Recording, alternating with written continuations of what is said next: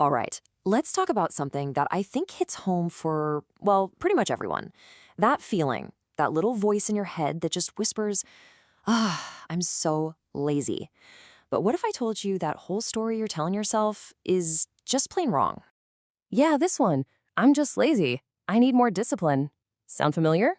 It's that default setting in our brains, right? We just assume the problem is us, that we're missing some crucial willpower ingredient. But you know what? That's probably one of the biggest misunderstandings we have about how our own minds work. So let's just throw a wrench in that whole idea. What if laziness isn't a personality trait? Like at all? What if it's not about who you are, but a signal for what your brain is doing? Or more importantly, what it's trying to avoid? Honestly, getting this one shift in perspective, it changes everything. Okay, so let's pull back the curtain on what we're going to call the laziness lie. It's time to completely reframe how we look at this problem. See, there's actually a term for this: behavioral avoidance. And this concept is a total game changer because it takes the blame off of you. It's not a character flaw. It's just a totally natural, predictable thing your brain does when it looks at a task and thinks, whoa, that looks too hard or too confusing or just uncomfortable. It's a defense mechanism, not a personal failing. And that's why we have to change the question we ask ourselves. Stop asking, why am I so lazy? That's just a dead end of self-judgment. Instead, try asking, okay, why is my brain resisting this right now? That's a question you can actually work with. It turns you from a critic into a detective, and that's where the power is.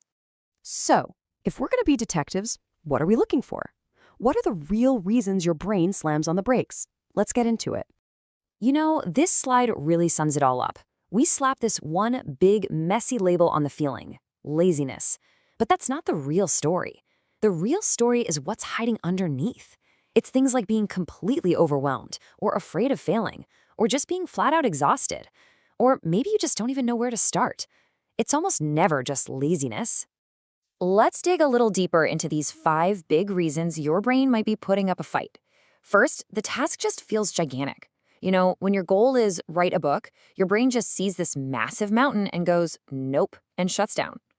Second, maybe you're just tired, mentally or physically drained. This isn't laziness. It's your body's check engine light coming on. You can't willpower your way through burnout. Third, and this is a big one today, we're kind of addicted to easy dopamine.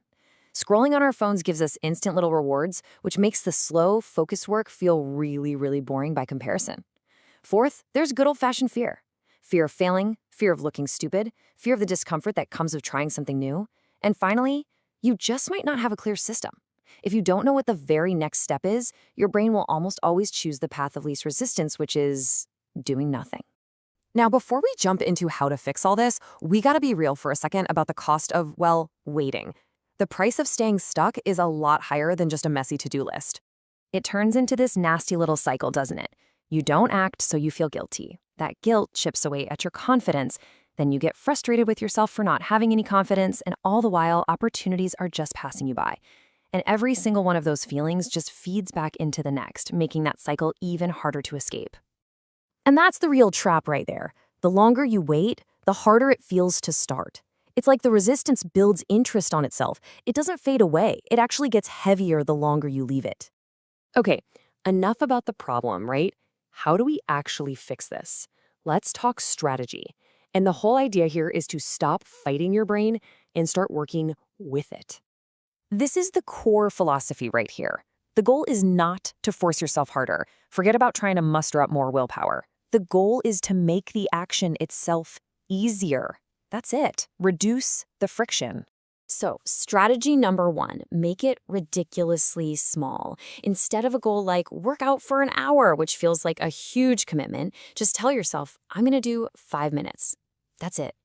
Your brain literally can't argue with that. It's too small to feel overwhelming, and it gets you moving, which is the hardest part. This is a super popular one for a reason. The 2-minute rule. The idea is whatever you're putting off, just commit to doing it for 2 minutes. That's it. Just open the document. Just put on your workout clothes. The magic of this is that starting is the biggest hurdle. Once you're over that hump, it's so much easier to just keep going. Strategy 3 is all about building a simple system so you don't have to think. Decision fatigue's real, you know? So if you work at the same time every day and you have a super short, clear list of just 1 to 3 things to do, you make the action automatic. You just show up and do the thing. It takes your willpower out of the equation completely. And here are a few more rapid-fire tips to lower that resistance. First, get rid of distractions, like physically put your phone in another room. Second, fix your energy first. Sleep and good food are way more powerful than any amount of grit or willpower. And finally, let go of perfection. Just focus on building a little bit of momentum. Done is so much better than perfect. All right, let's wrap all of this up with what is, I think, the single most important mindset shift you can make. This is the idea that ties everything together. First things first, you have to stop saying this. I'm serious. Take the phrase, I'm lazy, and just ban it from your vocabulary. Because every single time you say it, you're hammering that negative identity deeper into your brain. Because this is bigger than just changing your habits. You have to change your identity. You have to consciously decide to see yourself differently. Because here's the truth. Your actions will always try to match the person you believe you are. So here's your new internal script. I'm someone who takes action, even when it's hard. Notice it doesn't say I'm someone who's always motivated.